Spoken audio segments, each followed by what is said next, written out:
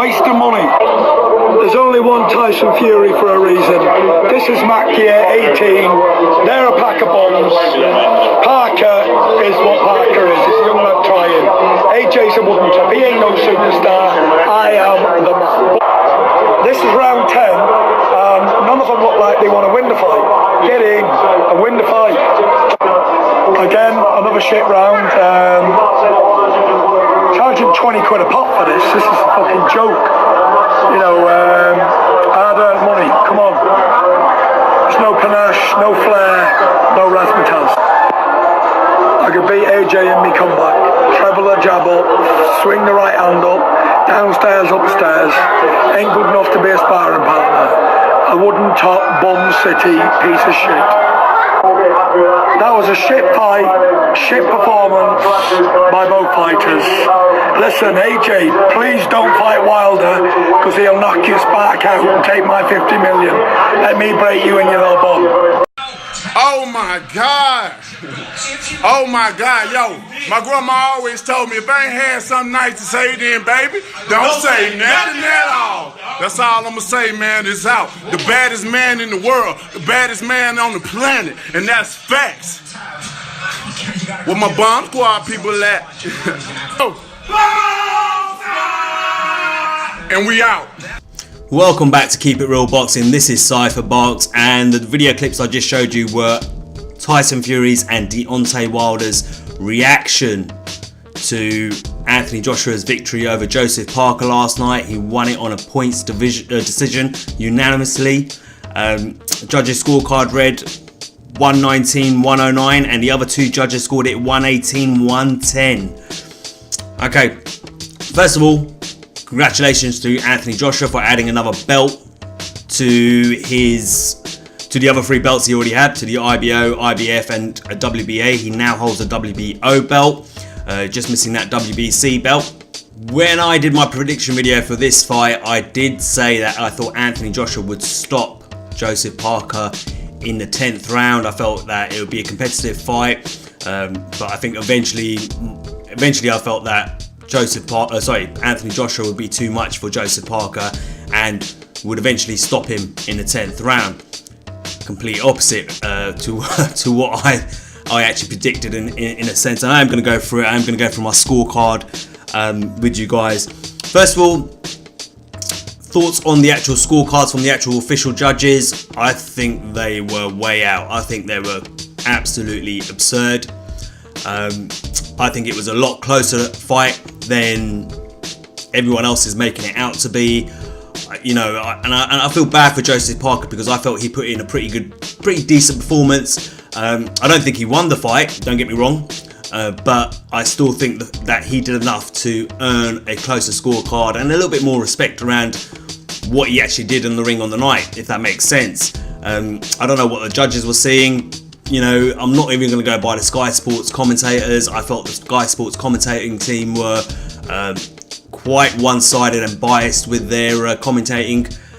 You know, that they weren't picking up on things like that Joseph Parker was doing in the fight in terms of the body work, especially in the first 1 or 2 rounds, the early part, first half of the fight, even in the latter stage. Actually, to be fair, as a fight as a whole, you know, I don't think that they were talking enough about the work that Joseph Parker was doing to the body, in my opinion. And you know, it just felt like, you know, Carthroch, you know, he's openly admitted he's biased when it comes to Anthony Joshua. So I was kind of expecting his scorecard to be the way it was. Adam Smith, you know, after 3 rounds said he felt it was, he actually said to Carthroch, he goes, it looks like you've given all three first rounds to AJ. And Adam Smith turned around and said, well, I kind of have it a lot more even after 3 rounds. So, you know, I just felt like there was an element of them kind of making AJ look better or sound better than he really was on the night, in my opinion. That's just my opinion. You know, I'm not expecting everyone else out there to agree with me. You know, I'm tired of debating and arguing with people in comment sections. You know, I did it last week and I came across some real ignorant individuals with the points that they were trying to make, which weren't even related to boxing in a sense, to be honest with you. But my point being is I just felt that the commentating was one-sided. If you listen to parts of the Showtime team, especially Paulie Malignaggi. I think Paulie Malignaggi is probably the best boxing analyst, you know, in the sport at this moment in time.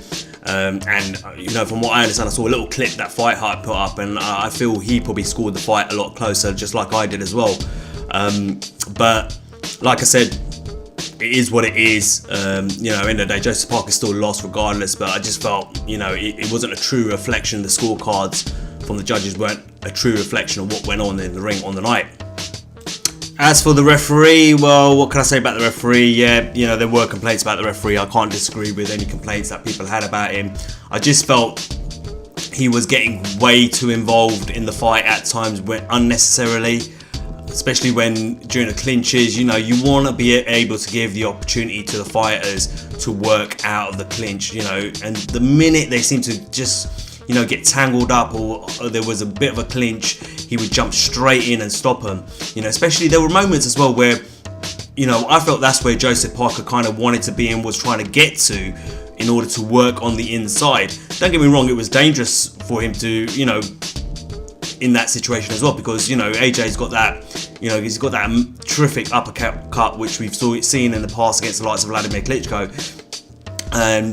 But you know, I just felt the referee just was getting involved too much. You know, he wasn't allowing them to fight on the inside. It just kind of ruined the fight a little bit, because you don't know what was going to come out of those skirmishes, if you want to call them that, those situations. You know, was Parker going to be successful in terms of body shots and, you know, closing the distance and being able to shorten up the range and shorten up the punches? Would AJ counter with that uppercut of his and hooks? You know, we just didn't get to see, you know, those were the moments where you felt that there was going to be some serious action, and the referee just got in the way of it. I think, you know, it definitely, for Joseph Parker, it was definitely a disadvantage, a massive disadvantage, because he didn't have the height, he didn't have the range, so he kind of needed to close the range and get in on the inside at times. And I just felt the referee kind of ruined that and sport, and not making excuses or anything like that for, like, you know, I still think AJ won the fight, like I said, but I just felt the referee wasn't, in my opinion, the referee wasn't helpful. So there's my scorecard on the screen. As you can see, I scored it 115-113 in favour of Anthony Joshua. Like I said, I saw a much closer fight than the judges did. That's 7 rounds to 5 in favour of Anthony Joshua. As you can see, the first 2 rounds I actually gave to Joseph Parker. And the reason for that was, I felt in the first 2 rounds, I felt Joshua, although Joshua was controlling the centre of the ring and forcing Joseph Parker to fight on the outside and work from the outside, I didn't see a lot of activity from Joshua in terms of, you know, his jab and, you know, throwing combinations, or basically in terms of punches total. You know, I felt he threw his jab out there a bit, but he was very inactive in that point. But from that point of view, I think Joseph Parker was a lot better in those earlier rounds. I don't think he was more active, but, you know, slightly more active, I would probably say, you know, in terms of throwing his jab out there, body shots. You know, he was a little bit more, he was probably more the aggressor in that sense. In the first two rounds, very quiet round in the sense of that it was very much a feeling out round for both fighters, but I just felt Joseph Parker's work was a little bit better in the first 2 rounds, is basically what I'm trying to say. The next couple of rounds, 3 and 4, I felt AJ definitely came back into the fight. He started to establish himself better, his jab better, started throwing the 1-2, started landing, you know, cleaner shots. You know, that volume of punches from Anthony Joshua in the early part of the fight weren't a lot. There were very few, but in the 3rd and the 4th, I just felt he was a little bit more clinical with his punches. I think Joseph Parker kind of unsure of what to do once Joshua started to let his hands go a little bit. So, you know, the 3rd and the 4th round, I definitely gave to Joshua for those reasons. As you can see, from round 5, 6 and 7, I gave again to Joseph Parker. I just felt Joseph Parker was a little bit more effective with his aggression. You know, he came out, you know, was it the 5th round or the 6th round? He came out and he, you know, really pushed AJ back, pushed him up against the ropes, started to press the fight a little bit better, started working the body as well a lot better. Even, you know, when there were those moments where they were having clinches and he was going low, dipping low, and, you know, before the referee, you know, jumped in as he did throughout the fight, you know, Joseph Parker would let off good combinations, you know, to the body, even when they were clinching, little digs to the side of the body, and then the referee would quickly break it up, of course, because he was interfering in that way a lot of the time, and that's what I'm talking about, you know, where the referee was interfering. When Joseph Parker was having those moments, you know, the referee would stop the fight. You know, you don't know where it was going to go from there. So I still don't understand the referee's decisions a lot of the time, but I just felt, you know, Joseph Parker was a little bit more effective with his aggression. You know, he did push AJ back quite a bit, and then, you know, when he got the opportunity to get to the body, the jab as well, you know, I just felt he was a little bit more, like I said, I think he was a lot more effective with his style during those 3 rounds. Now, as you can see, from round 8 to round 12, I gave it to AJ all the way. Now, don't let the scorecard fool you. I felt the rounds were very, very close. I just felt AJ did the cleaner work, the better work. I felt Joseph Parker had his moments in those rounds, but he was unable to sustain them for long periods of time. You know, he would have a flurry, you know, he'd throw a 1-2, etc., stuff like that. But I just felt AJ's ring generalship in those latter rounds was better. Definitely, you know, his jab was well established by that point, you know, and you know, he just did the better and cleaner work, in my opinion. And his ring generalship, like I said, his ring generalship was good. Defense was good as well. So, you know, I just felt AJ just did enough in each of those rounds to win them, especially the last round. The last round I thought was really close at one point, and I thought, geez, this could end up being an even round for me. And then, you know, I just felt AJ towards the end of the round just did enough to nick it, in my opinion. But again, like I said, you know, all these rounds were very close. They were hard to score. I'm not even going to lie, they were hard rounds to score. I just liked and preferred Anthony Joshua's work more at time. I just felt overall his work was cleaner, neater, more effective at times, and in the end, you know, that's the way the fight went, I felt, and I felt it, you know, AJ definitely won the fight. But if you scored the fight a draw, or if you felt Joseph Parker won the fight, if I'm honest with you, it's one of those fights that I wouldn't disagree with you, as like I said, I felt it was a close fight, unlike a lot of other people out there. Now, you know, what do I think the rest of the heavyweight division is going to think looking at that performance? If I'm totally honest with you, I don't think any heavyweight out there is going to be quaking in their boots about Anthony Joshua. And that's just me giving you the honest truth. You know, I can't see...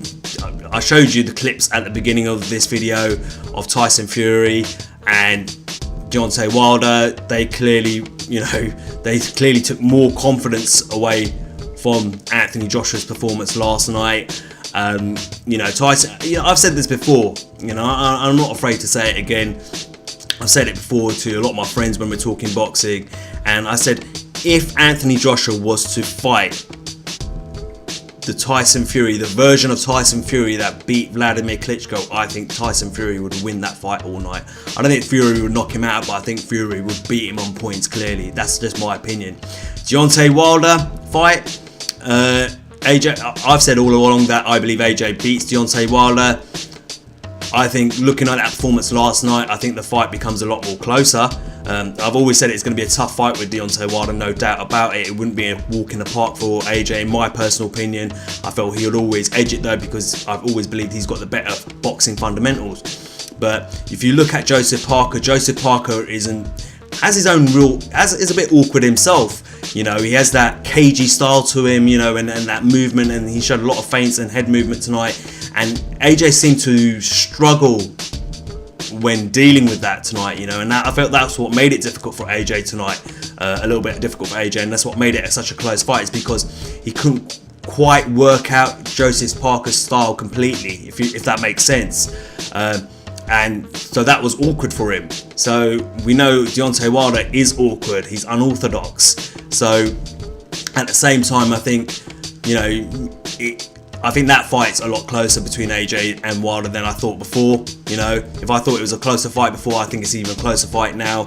I still think AJ might, in my opinion, would probably edge that fight against Wilder. But if you ask me honestly if I am as confident as I was before, probably not. I definitely think it's a fight we need to see. You know, they talked about it. Actually, you know what? While I'm at it, hold fire. I'm actually going to play you Anthony Joshua's ring interview if you missed it last night, and then I'll give you my thoughts on it. Do you want to become undisputed heavyweight champion of the world? 100. You know what that means? You know what that means, though, don't you? That means that you would have to face WBC king Deontay Wilder. You're asking me, do I want to become undisputed heavyweight champion of the world? IBO, WBO, IBF, WBA. 21 professional fights, 6 world championship fights. Does that not show you what route I'm going in? Forget the hype. I'm not into that. Everyone here knows me better than that. I'm not into the hype. I'm about business. So let's get the business done.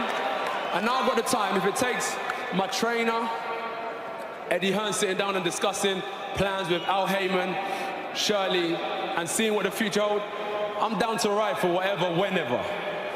So you want that fight with Deontay Wilder. We know that he's watching on our colleagues at Showtime tonight in the United States. So what would your message be to him? Just like Dylan said, Wilder, let's go, baby!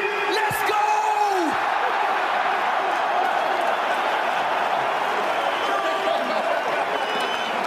I can see Dylan White is laughing down there for everybody that's wondering. He knows. On this side of the pond, we're serious. Do you know what I mean? UK, Great Britain boxing is on the map, and we are represented. Not just myself, we've got all the undercard fighters, all the other heavyweight contenders, down to the lower weights. We are all representing. So you know we're dead serious and we're about our business. If you don't mind, I will come back to you. We just want to get a word with Joseph Parker before he leaves. 21 fights. Are you still a work in progress? Does that performance tonight show that there's still more to work on, that you're not the finished article? Yeah, definitely. We're not satisfied, but one step at a time. But even though I'm not the finished article, we're at the pinnacle of boxing, so it is what it is. I've always jumped in at the deep end, and I'm ready to swim and take these chances. You know the old saying, no risk, no reward. So yeah, we'll see what happens late 2018. It's amazing here what we're able to put on, but are you interested in trying to conquer America? No. All these years, the UK fighters had to go to America. Everyone had to spend a heap of money to go to Vegas. We can do it in London, around Wembley, Cardiff. It's local. We're staying right here. We're staying right here. We're staying right here. Okay, so who do you want next if you had your pick? Wilder or Fury. Either one. Let's have a word with your promoter, Eddie Hearn. Wilder, if you did get him here, if you did meet him in a ring, what would you have to do to beat him? What I'd have to do to beat Wilder? Get him in the ring, and I'll knock him spark out. Thank you very much. Promoter Eddie Hearn, how realistic is what Anthony Joshua's just told us there? It's realistic from our side. He's had 21 fights. He's got 4 belts. Deontay Wilder was supposed to be here tonight, but he pulled out. Last fight he boxed in front of about 6,000-7,000. Show Deontay Wilder what 80,000 sounds like. Can you sit down and do serious negotiations with him and his team? Andy, they don't want it. They've never approached us. He's here. He fights all the champions. He wins all the belts. At 22 fights, he has a chance to be the undisputed heavyweight champion of the world. Don't forget how fast he's moving. Deontay Wilder's people don't contact us. They don't want to know. He talks the talk. He can't walk the walk. So there you have it in a nutshell. AJ and Eddie Hearn saying that they want Deontay Wilder next, and he even kind of threw Tyson Fury in there, but I don't think Tyson Fury is going to be ready for at least a year for that fight. You know, that fight potentially wouldn't happen until 2019.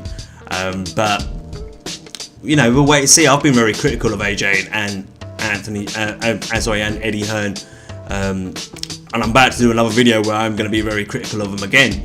But you know, we'll have to wait and see what happens. You know, we'll see if Eddie Hearn finally makes an actual genuine offer, in my opinion, to Team Wilder, and let's see if we see that fight next. You know, if not, you know, if AJ decides to fight Jarrell Miller or Povetkin next, but then, you know, definitely after that, well, I want to see it this year, regardless. So we'll have to wait and see. Look, that's all I really got to say on last night's performance from AJ in terms of his victory over Joseph Parker. I know everyone's going to have their own points of views and their opinion in terms of how they saw the fight. This is just my opinion. End of the day, how I saw it. I saw it as a like I said, very close fight. But you know, AJ got the job done. You know, it was one of those performances where it was one of those nights where you just got the job done. It was a good performance, is what I'm trying to say. It was nothing more than just a good performance from Anthony Joshua. Alright, as always guys, like, share and subscribe. Until next time, this is Cyphbox reminding you to keep it real.